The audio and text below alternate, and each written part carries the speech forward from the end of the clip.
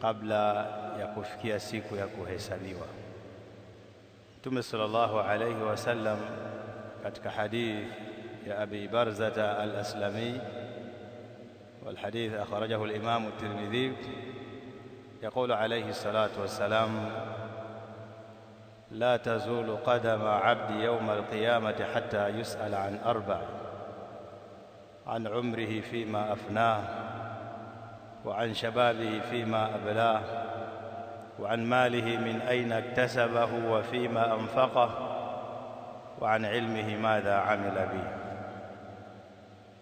Katika kuelezea umuhimu wa mwanadamu kujihesabu kabla hajafikia siku ya kuhesabiwa, tutataja hadithi hii ya Mtume sallallahu alaihi wasallam ambayo ameeleza yafuatayo. Mtume alayhi salatu wasalam anasema siku ya Kiyama hautoondoka unyayo wa mwanadamu yoyote katika uwanja wa hisabu mpaka awe ameulizwa kuhusiana na mambo manne. Jambo la kwanza, Mtume akasema an umrihi fima afna, mwanadamu ataulizwa umri wake aliumaliza vipi. Allah amekupa umri wa miaka 50, 60 kisha ukafariki, atakuuliza kipindi cha umri wote huu uliufanyia nini? Hili ni swali la kwanza ambalo kila mwanadamu atakiwa ajiulize kabla hajaondoka katika mgongo huu wa ardhi na kulitafutia majawabu.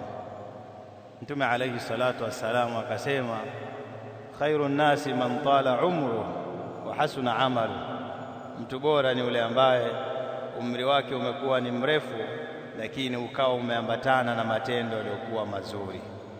Kwa hili ni swali la kwanza kila mmoja alitia akilini kwamba ataulizwa kwa Allah subhanahu wa ta'ala. Swali la pili, wa an shababi fima abla, utachukuliwa nafasi ya ujana katika umri, nao pia utaulizwa ujana wako uliutumia vipi.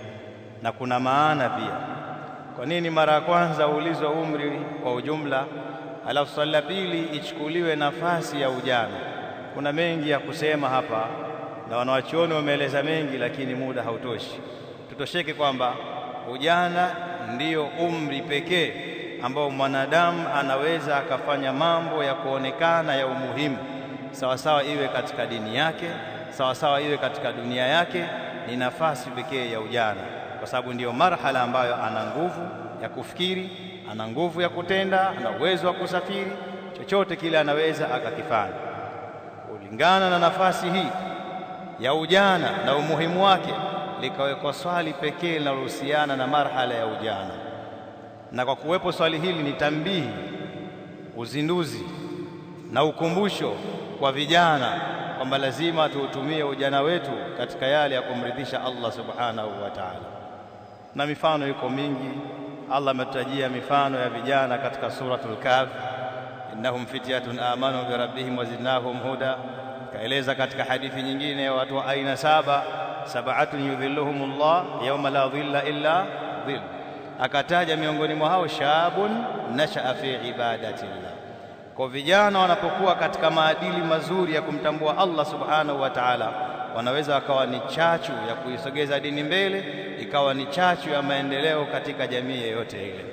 Kwa utaulizwa kuhusiana na nafasi ya ujana, maana yake nini? Haitakiwi kijana upoteze umri wako katika mambo yasiyokuwa na faida.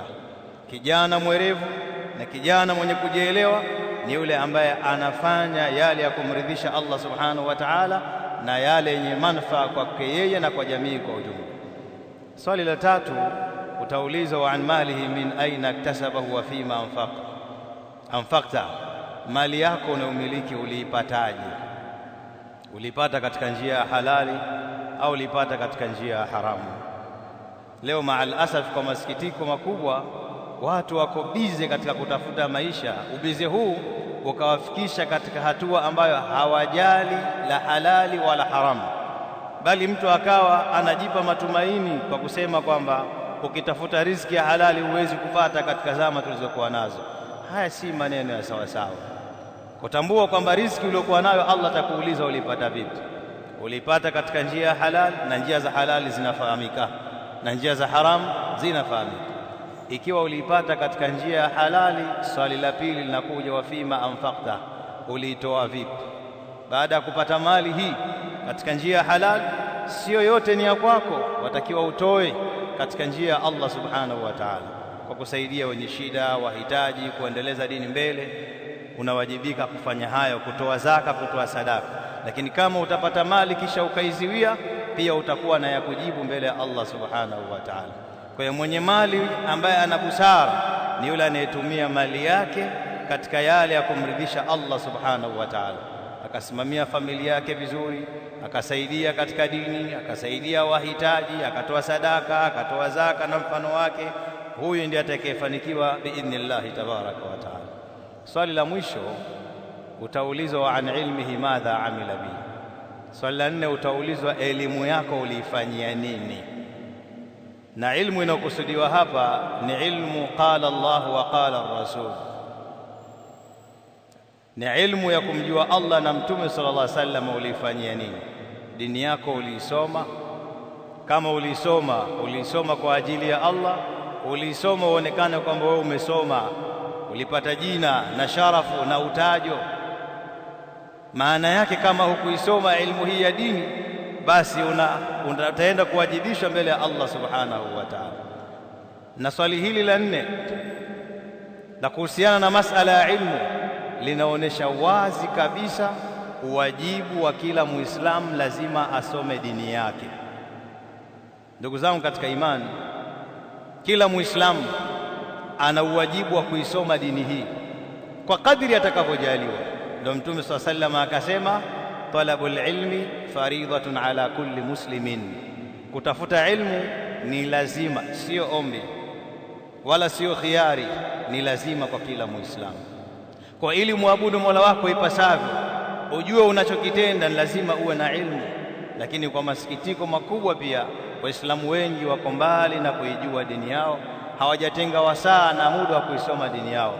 Maisha yamewagubika, shughuli zimewafunika. Ukiwaeleza kusoma dini, hoja wanayokuletea wako bize na kutafuta maisha. Tufahamu kwamba Allah subhanahu wa ta'ala atatuuliza kuhusiana na haya masala 4, na tujiandae kila mmoja kuyatafutia majibu kabla hajaondoka katika hii dunia. Watu wazima, wazee, vijana, wale ambao walikuwa wamejisahau katika swala la kutafuta ilmu, kuanzia sasa amkeni, sogeeni msikitini, katika marakizi mbalimbali. Ala alaqali tenga hata nusu saa kwa siku. Kama mimi natoka kwenye shughuli zangu usiku, nitafuta nusu saa au lisali moja nimtafute ustadhi anisomeshe dini. Hii inatosha. Kama Allah anakuchukua, atakuchukua una hoja. Tunapozungumza masala ya kusoma dini, haina maana kwamba mtu mzima uje ukae darasani tena kama mtoto wa nursery school. La, yule atakaa darasani kwa sababu wakati unamruhusu kufanya hilo, na wewe utasoma kulingana na fursa na wakati uliokuwa nao. Lakini huna hoja mbele ya Allah subhanahu wa ta'ala utakayoitoa kama mimi sikusoma kwa sababu hii, alafu hoja hiyo ikakubalika mbele ya Allah subhanahu wa ta'ala.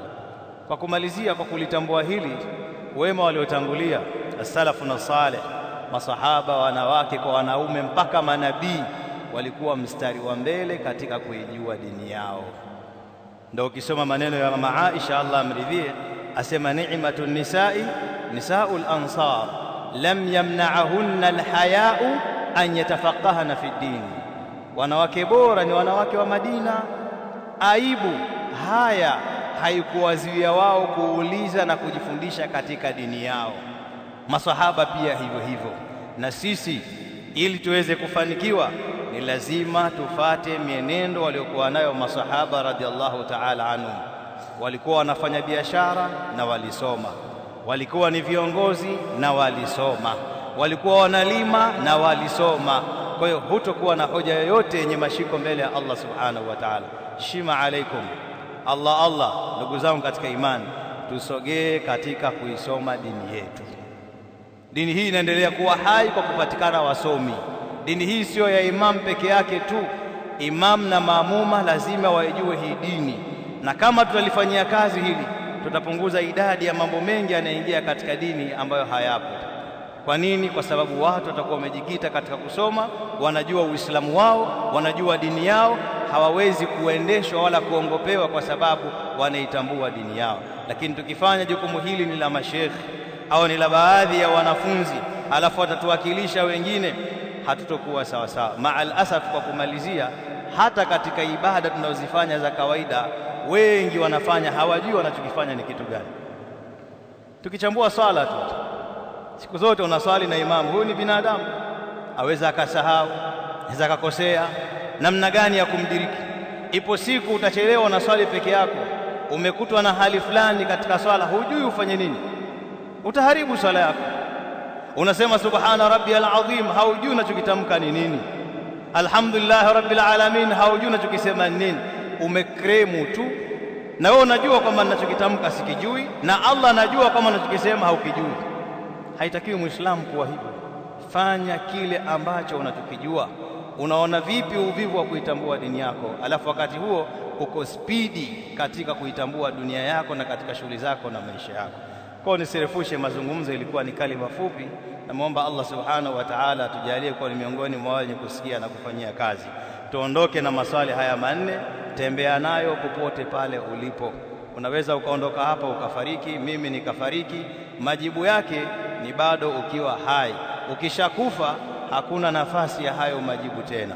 Kwa haya machache namuomba Allah subhanahu wa ta'ala atujalie kuwa miongoni mwenye kusikia na kufanyia kazi. Subhanakallahumma rabbana bihamdik, ashhadu an la ilaha illa anta, astaghfiruka wa atubu ilaik. Wassalamu alaykum wa rahmatullahi